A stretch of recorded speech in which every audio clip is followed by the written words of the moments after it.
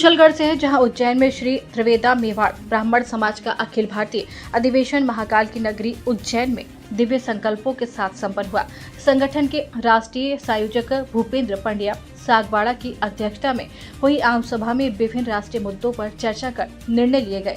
मुख्य अतिथि श्री देवेंद्र मेवाड़ ब्राह्मण समाज परिषद मध्य प्रदेश के प्रांतीय अध्यक्ष पंडित सुनील जोशी रहे।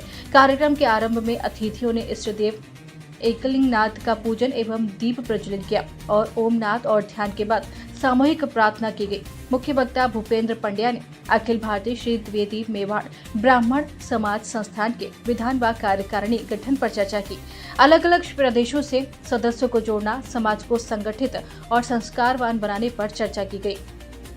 कार्यक्रम में लक्ष्मी नारायण पंड्या, प्रियकांत पंड्या, पुरुषोत्तम जोशी, विजेश भाई मालपुर, शैलेश भाई ठावर और पवन अमरावत, गोमती शंकर पांड्या व महेश जोशी ने अपने विचार व्यक्त किए। यहाँ वक्ताओं ने समाज में संस्कार और शिक्षा को सप्रबल प्रदान करने का आह्वान किया। उन्होंने कहा कि समाज विकास का पाथेय संस्कार और शिक्षा ही बनेंगे। इस मौके पर सामूहिक यज्ञोपवीत संस्कार, सामूहिक विवाह संस्कार और रोटी व्यवहार बेटी व्यवहार का विचार विमर्श, समाज के जरूरतमंद सदस्यों को धार्मिक स्थलों की तीर्थ यात्रा करवाना, उदयपुर में 18,000 स्क्वायर फुट में भूखंड पर अखिल भारतीय स्तर पर विशाल भवन निर्माण के प्लान पर चर्चा की गई।